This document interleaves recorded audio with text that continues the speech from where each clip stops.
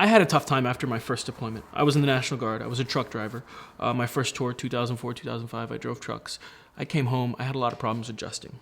I volunteered for my second deployment because I could not adjust to being home. I felt more comfortable going back to Iraq and being away from my family, my wife and my daughter. I felt more comfortable in Iraq than I felt here. So I volunteered to go back.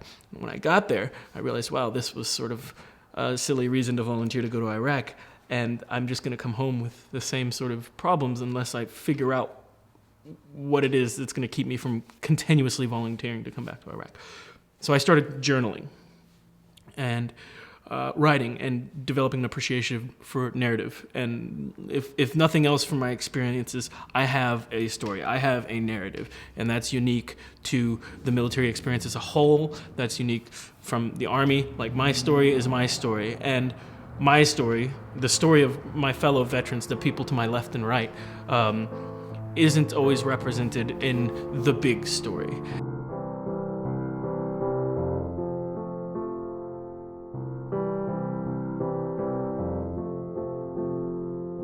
I picked up photography, and from there I picked up some minor videography and skills. I went back to school for journalism. While I was in school for journalism, I managed to get my university to host a piece paper workshop, and piece paper was sort of one of those branches from combat paper involving some of the same people, and they taught me to make paper, and all these things all relate back to, for me, that narrative. The more tools that people have in their toolbox to share their story, to express themselves, the less alone they're going to feel. So that's sort of how all this ties back into my military experience and my doorway into the arts and all these other things. It's all about sharing your experiences and helping other people share their experiences. We wanted to bring it to Chillicothe because Chillicothe has a real history of papermaking. You know, we had the Mead Company here for years. We still have Gladfelter here. They're both into papermaking. And Dard Hunter's studio is here, and his family was always into papermaking. And then we have a very large VA facility here, a lot of veterans. So we just thought this would be the perfect place to have it. I found out about it because I saw the movie Poster Girl on HBO, a documentary, and they showed her making the combat paper, working with those people, and how it helped her in healing. So when I saw that the show was in Yellow Springs, I wanted to go see it. And then when I went to see it, I was just blown away. It was like the most powerful show I'd ever seen. And it was very emotional, and it's almost like going to the Holocaust Museum. You know, it's just filled with emotion. And I thought, you know, we've got to bring this to Chillicothe and let people here see this.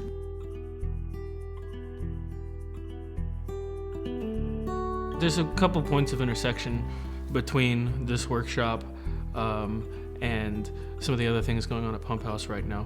I'm not combat paper specifically, but I know combat paper people, and I wouldn't be doing what I do if not for Drew Cameron, Drew Matat, and Jesse Albright, and all the other people in that show, Chris Arendt.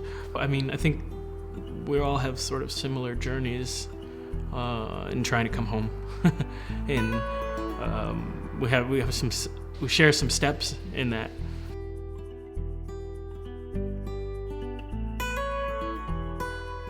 Veterans come and they take their uniforms and they cut them up into strips of paper, and they make pulp, and they make paper and then make art out of it. And a lot of this is really a healing process, which is why we call it Journey to Normal. And there's a lot of emotion and a lot of feelings in the pieces. For me as a papermaker, it's a huge honor to be in Chillicothe, because the history, the lineage of papermaking in Chillicothe is anybody who considers themselves a papermaker and has read anything about the history of papermaking knows about Dard Hunter, and that this is where hand papermaking was sort of preserved as industrial papermaking took over. So it's an honor to be in this space with Dard Hunter and Pump House.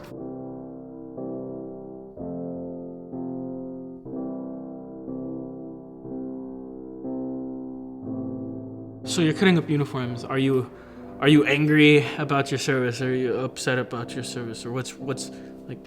It's not destroying a uniform. It's transforming a uniform, and further, I think it's transforming a symbol. And for me, I mean, I think it's a lot of different things for a lot of different people at a lot of different times. Sometimes it is the angry thing, and more power to that, because those people need to work through those anger issues. Like, they need to work through that. They need to get past that.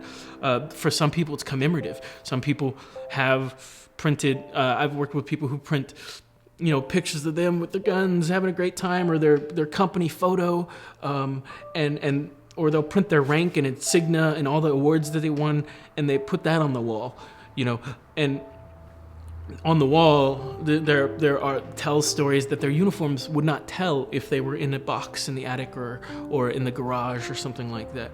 But yeah, it's not destroying the uniforms; it's transforming them. And I think it's transforming a symbol and taking, for me personally, that the uniform represents a story. To anybody who hasn't worn the uniform represents a story, a cookie-cut sort of box. This is what my veterans are. This is what my military service members do. This is my preconception about what they have. And it's breaking down that big story and allowing you to transform it into a story that more accurately represents your individual service. Whether it's good or bad, whether you're angry or loved it, that's not what the workshop's about. The workshop's about helping you, giving you the tools to tell your own story.